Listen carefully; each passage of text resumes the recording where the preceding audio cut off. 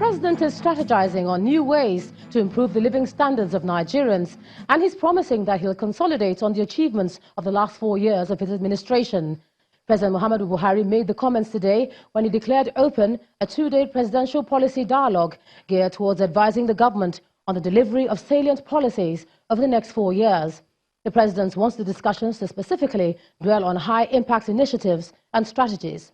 Our correspondent Gloria Umezuki reports. It's a presidential policy dialogue session chaired by President Muhammadu Buhari and attended by the Vice President, Professor Yemi Osinbajo, the Speaker of the House of Representatives, governors, National Chairman of the APC, the private sector, among others. To consolidate on these, the president reels out his achievements, emphasizing that his second tenure will consolidate on them and offer more incentives to Nigerians to aid growth.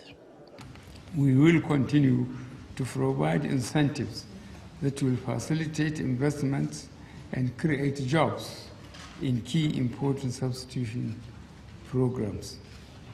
In line with, I quote, next level strategy, unquote, of our party, the All Progressive Congress, which seeks to consolidate on our achievements over the past 4 years. We will implement structures that will accelerate speedy execution of these initiatives. As a party, the national chairman of the APC takes time to enumerate existing potholes that must be addressed if the nation would move forward. PENCOM had generated over 5 to 6 trillion since it commenced operation. Unfortunately, the money is borrowed by governments, both federal and state, and unfortunately, it is not available to address the social purpose of the working people whose contribution the pension fund involves. We must visit these issues, address them, because this president, if he has opposition, is among the rich. If he has supporters, is among the poor. He further gave recommendations on ways to improve on the nation's security and anti-corruption fight.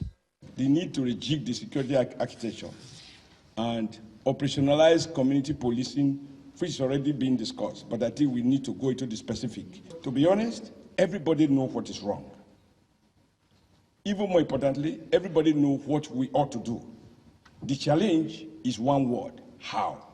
The health sector, education, agriculture, infrastructure. The more money we spend on recurrent, the less that is available for these critical areas. The session then went into a closed-door meeting which lasted for about 8 hours. It is expected that salient recommendations from this 2-day presidential policy dialogue is one incoming ministers can use to help advance sustainable development in the country. From the presidential villa, Gloria Umezuki, Channels Television News. The former governor of Imo State may be in for a battle with the Economic and Financial Crimes Commission as the anti-graft agency sealed off some properties allegedly belonging to him. The sealed properties are Dues of Hope Hospital, Market Square Supermarket, All-in-One Shop, Watchers Foundation College, East High Academy, East High College, Royal Spring Palm Hotel, and a 16 block of 96 flats and 8 bungalows. The EFCC says its officials in Enugu sealed off the properties over failure of the suspect to honor the Commission's invitation for questioning on the acquisition of the properties. The Commission also denied raiding or harassing anyone in the course of marking the properties, as its operatives had informed the occupants of the facilities in good time and in line with international standards before taking the action. The buildings were marked with the inscription, "Keep off this property," under investigation by the EFCC. Students of the affected schools were also denied entry into the premises. Mr. Okorocha, who was governor of Imo State between 2011 and 2019, is currently representing Imo West Senatorial District in the Senate. But Senator Rochas Okorocha is really taking the EFCC action to heart, and he's pointing accusing fingers at the state government, who has since denied any involvement in the matter. The special advisor to Senator Okorocha on media is alleging that the action of the EFCC was instigated by the PDP-led government in Imo State, as they are all out to discredit the achievements of Okorocha and his family. He says the EFCC has also disobeyed an existing court order restraining the EFCC or any of its agents from entering any of the properties. The Imo State government, on its part, denied allegations of instigating the EFCC against the former governor. Governor Hedioha's special advisor on media describes the claims as diversionary. While stealing an investment or property, you have not concluded the investigation according to what you saw. So the PDP people in this state, PDP government in the state, they have sworn. In fact, they have launched war. The Hedioha-led government in Imo has launched war against Okorosha, and all those they felt that kept them out of power between 2011 and 2019. They are fighting the political battle of their life. That's the song. They are looking for legitimacy. They say they want to make the state uncomfortable for opponents. That's what they are doing. But they know they didn't win the 2019 election. They know. Are we saying now that the state government is controlling the EFCC? Are we now saying that the APC government at the center is being controlled by a PDP government in the state? All of us know that the EFCC had been on the tracks of the former governor, Okorocha. Even before he left office, they had been at him. They've confiscated some things he had. They had promised to take him as soon as he left office. It's not an ongoing battle with the EFCC. It didn't just start today. So how can we now blame it on the PDP government? Why an APC government is at the center? It doesn't make sense whatsoever. Now, another assignment performed by President Muhammadu Buhari today is the swearing-in of Justice Ibrahim Tanko Muhammad as a substantive Chief Justice of Nigeria. President Muhammadu Buhari pleaded with Justice Ibrahim Tanko not to allow personal interest override his official decisions as he is confirmed as the 18th Chief Justice of Nigeria. Justice Tanko Muhammad's appointment was confirmed by the Senate during last Wednesday's session. He's been working in acting capacity since January the 25th, when the former CJN, Justice Walter Onoge, was suspended from office over alleged corrupt practices.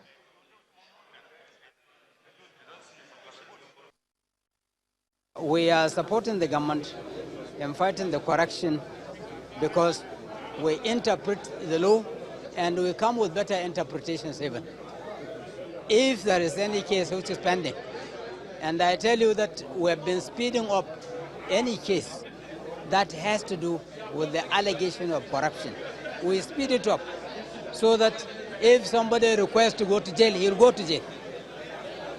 And that's the end of it. And we will see that all this transcends down to the lower ebb of the judiciary, so that even the area courts, the magistrate courts, will see what we do, and they will be bound by what we do. And I'm telling you that the judiciary under my watch, Inshallah al-Karim, will be better, and the issues of all this kind of corruption, I will ask you people and any other person who knows about it, please let him write to me or let him have contact with me. Tell me. But remember, the thing that is difficult is once we ask you to substantiate, you will be able to substantiate. Don't just make a hollow allegation that we have had, we have done. Be sure that you are quite in possession of your facts, and you'll be able to establish when we ask you to establish your allegation. One of the political parties challenging President Muhammadu Buhari's victory at the February the 23rd presidential election has withdrawn its case against the president today. The People's Democratic Movement and its presidential candidate asked the Presidential Election Petitions Tribunal to dismiss its application, a plea which the judges of the tribunal granted. Our correspondent Amaka Okafor reports. At the resumed hearing, the Presidential Election Tribunal struck out the petition of the People's Democratic Movement on the grounds that the party withdrew the petition challenging the election of the President Muhammadu Buhari. When the case was called, counsel to the PDM, Mr. Aliu Lemu, informed the tribunal of the desire of the petitioners to withdraw their petition. No reason was given, in the open court for the intended withdrawal, other than that it is on the face of the application. And this was not opposed to by the respondents in the suit, which include President Muhammadu Buhari, the All Progressive Congress, and the Independent National Electoral Commission. Consequently, the chairman of the tribunal, Justice Muhammad Garba, granted the application and dismissed the petition. Mr. Lemu explains why his clients made what seems to be a U-turn. The court is here to grant remedy to all people that appear before it. We fought a good fight. Not all remedies are gotten inside of the courtroom. The grievance of my client has been acknowledged. He has been assuaged. My client is satisfied. We are satisfied. It is time to leave the administration of Muhammadu Buhari to concentrate on national development. The lawyer to INEC and the All Progressive Congress applaud the withdrawal, calling it a move in the right direction. It is very good and it's a very good thing. I think this is what we should encourage. Have you ever seen white people filing election petitions? Whoever loses congratulates the person who wins. Well, it's a record development, and it's something that started very well and ended very well. For comments, the legal proceedings on this petition was entertained by the Presidential Election Tribunal, and this outcome seemed to have put to an end the desire of the PDM to have the tribunal cancel the February 23, 2019 presidential election for the unlawful omission of the party's logo on the ballot paper. Amaka Okafor, Channels Television News. Some Yoruba leaders in the southwest region, under the aegis of Afenifere, a Yoruba socio-cultural group, have raised an alarm over the security situation and sounded a warning to the federal authorities over what they describe as a planned attack on parts of the region. The group is asking the government to order those killing innocent citizens in the region to leave. The leader of the group, Chief Ayo Adebanjo, says there must be an urgent return to a federal system of government which has to be orchestrated by a timeline of execution. Under these conditions, the blood of our people are fed up with the shedding of innocent blood that is quite an anathema to our respect for human life, which will see us remembering those who died peacefully 50 years down the line. We cannot continue to live under these conditions. The blood of our people will no longer be used to water the tree of a dysfunctional unitary order. We demand immediate timeline for a return to a federalist Nigeria so that we can have autonomy to run our internal affairs, and failure to do so will constrain our capacity to continue to restrain our people from embracing self-determination. Meanwhile, the Northern Socio-Cultural Group, the Araba Consultative Forum, is asking former President Olusegun Obasanjo to apologize for allegedly mismanaging the country when he held sway as president.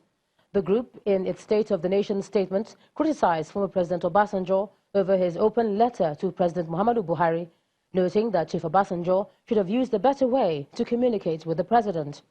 A statement signed by the group's National Publicity Secretary, Muhammad Biu, says, quote, "It is our candid opinion that Chief Obasanjo, being a former president and an elder statesman who has unfettered access to the president, should use a better and more civilized way of communicating his views to a sitting president rather than going public to create unnecessary scenes and try to bring down the roof," end of quote.